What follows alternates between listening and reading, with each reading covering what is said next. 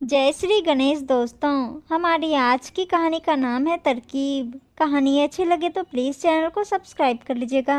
अब शुरू करते हैं कहानी। नमस्ते मम्मी जी, आप कब आ रही हैं? अवनी ने सासू माँ सुलेखा जी से पूछा। बहू, अभी तो मेरी तबीयत ठीक नहीं चल रही है। ठीक होते ही खबर करूँगी। फिर सुमित से कहकर टिकट करवा देना। कहारती सी आवाज़ में सुलेखा जी ने कहा। ओह, सोच रही थी जल्दी आ जाती तो अच्छा रहता। वैसे हुआ क्या है? आ जाइए, यहाँ ही दिखलवा देंगे। अवनी ने कहा। यहाँ राहुल ने दिखला दिया है। कुछ दिन दवाई खाकर देखती हूँ, आराम मिलते खबर करूँगी, सुलेखा जी ने कहा। दूर कमरे में बहू सोनी सास की बात सुन मंद मंद मुस्कुरा रही थी। मुझे नहीं जाना वहाँ, समझती क्यों नहीं है?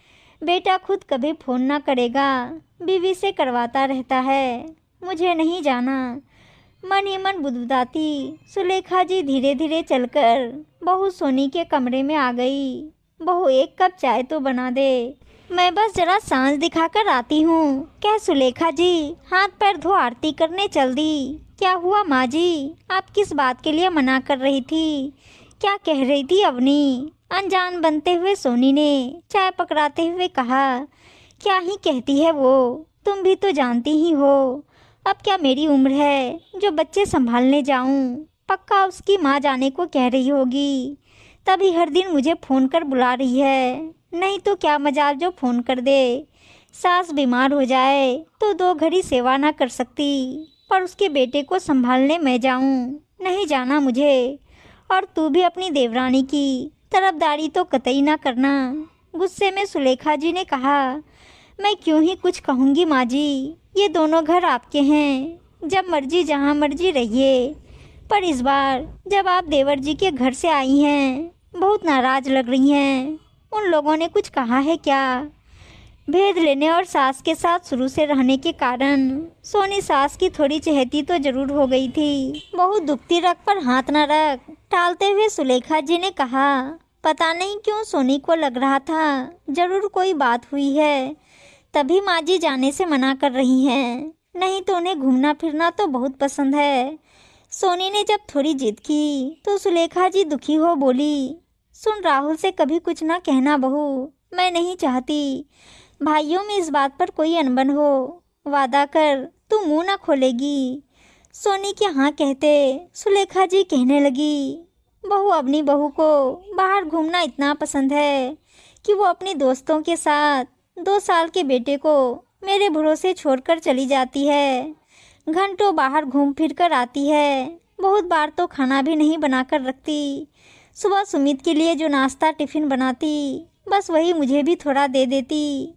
बहू, भूख लगने पर अवनी को कहूँगी कुछ बना दे तो कहती है ज़्यादा खाएगी तो पेट खराब हो जाएगा।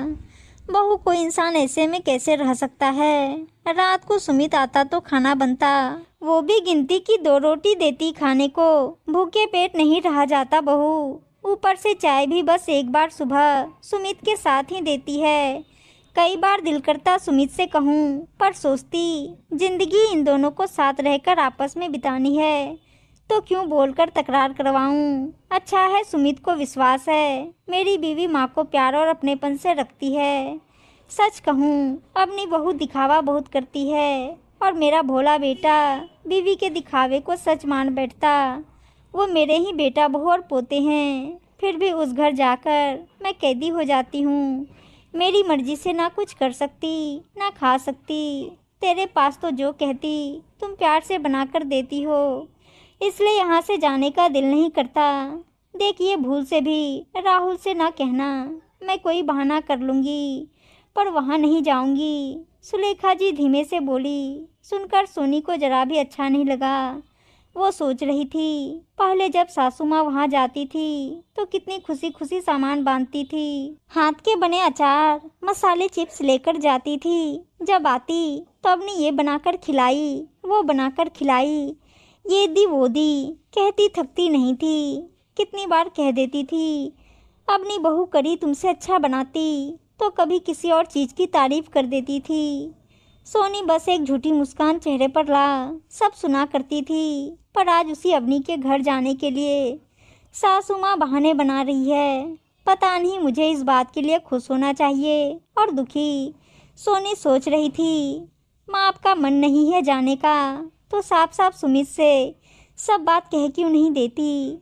मैं ये नहीं कह रही आप वहाँ जाइए ही, पर सुमित को भी तो पता चले ना माँ वहाँ आना क्यों नहीं चाहती। सोनी सुलेखा जी के मन की था लेने के लिए बोली, बहू बात की बाद में देखेंगे, फिलहाल मेरा मन उचाट हो रखा है, कुछ दिन यहीं रहने दे फिर सोचूंगी।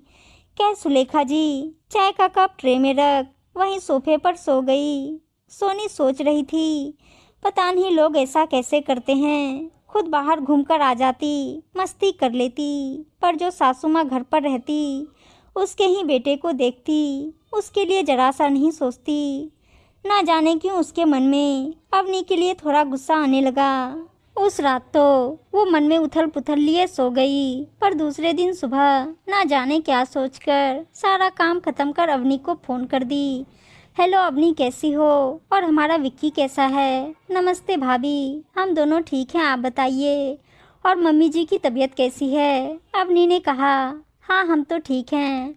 माँ की उम्र हो रही है ना अब, जब तब बीमार पड़ती रहती हैं। ये बता तू कढ़ी कैसे बनाती है और वो भेज बिरयानी। माँ तो तारीफ के पुल बांधे रहती है। अवनी के हाथों में तो कमाल का हुनर है, ना मुझसे बनता ना तेरे से। वो बस अपनी बहू ही बना पाती है। 2 दिन पहले कह रही थी बनाने को, तबीयत नासाज है तो ज़्यादा तो खा नहीं पाती, पर बिना खाए रहेंगी तो और बीमार हो जाएगी। यही सोचकर उनकी पसंद का खाना बनाने का सोच रही थी। तू मुझे रेसिपी बता दे तो बना दूंगी। पता है ये उम्र ही ऐसी उनकी, ऊपर से डॉक्टर ने सख्त हिदायत दे दी है, जो खाने में जरा समय का उलटफेर हुआ पेट में तकलीफ बढ़ जाएगी, इसलिए वक्त पर खाना खाना जरूरी है। सोनी ने अपनी तरफ से माँ के लिए बात कह दी और रेसिपी पूछ फोन रख दिया। दूसरी तरफ अवनी मन ही मन सोच रही थी, मैं तो मम्मी जी को अपना खाने को कुछ अच्छा देती, ना वक्त पर खाना ही देती, फिर भी मम्मी जी मेरी जरा बुराई नहीं की। इस बार जब आएगी सच में मैं उनका पूरा ध्यान रखूंगी। बीमार हो जाती हैं तो तकलीफ भी हमें ही होती है, तो क्यों ना बीमार पड़ने की वजह ही ख़त्म कर दे।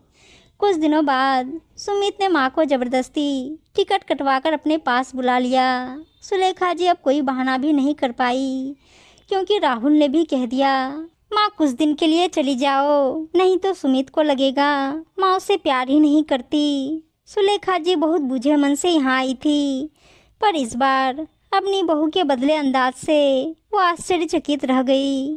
कुछ दिनों बाद जब अपनी दोस्तों के साथ बाहर जा रही थी तो सुलेखा जी के लिए खाना बनाकर रख गई और बेटे को भी सुला दी थी, जो अब 3-4 घंटे आराम से सोता रहता। अवनी के जाते सुलेखा जी सोनी को फ़ोन कर दी। बहू इस बार तो चमत्कार हो गया, अपनी बहू तो बहुत बदल गई है, मेरे खाने पीने के साथ आराम का भी पूरा ध्यान रख रही है, पहले जैसे अपनापन दे रही है और प्यार भी। सच कहूँ मुझे तो विश्वास ही नहीं हो रहा है, ये चमत्कार कैसे हो गया। आश्चर्य और खुशी मिश्रित लहजे में सुलेखा जी बोली, अब आप खुश हैं ना माँ? बस यही तो चाहिए था। देखिए कहीं अवनी के पास जाकर अपनी इस बहू को भूल मत जाइएगा। सोनी ने हंसते हुए कहा, तू तो मेरी पहली बहू है, सास का रुतबा तो तुमसे ही पाया है, ऐसे कैसे भूल जाऊंगी। वैसे मेरे मन में खटक रहा, तूने ही कुछ जादू चलाया है क्या? सुलेखा जी शंकित हो पूछी, आपसे कुछ छिप नहीं सकता है ना माँ? बस मैं चाहती थी आपके दिल में हम दोनों की छवि खराब ना हो। हम एक जैसे तो नहीं हो सकते, पर बहू तो आपकी ही है ना। कल को कुछ ऐसा गलती से मुझसे कुछ हो गया और आप अवनी से कहें, फिर मन ही मन हमारे बीच खटास हो, उससे बेहतर लगा कि कमी को बिना शिकायत किए दूर कर दिया जाए। सोनी ने कहा, जीती रह मेरी सुघर बहू, अच्छा किया मुझे भी बिना कुछ कहे समझा दिया। एक दूसरे का शिकायत से सच में तुम दोनों के बीच भी अविश्वास आ जाता। चल अब रखती हूँ, खाना बनाकर गई है, खाकर थोड़ी देर विक्की के साथ सो जाती हूँ। क्या सुलेखा जी ने फ़ोन रख दिया। उम्मीद है दोस्तों कहानी अच्छी लगी होगी, और अच्छी अच्छी कहानियाँ सुनने के लिए चैनल को सब्सक्राइब और वीडियो को लाइक शेयर जरूर कर दीजिएगा। धन्यवाद दोस्तों।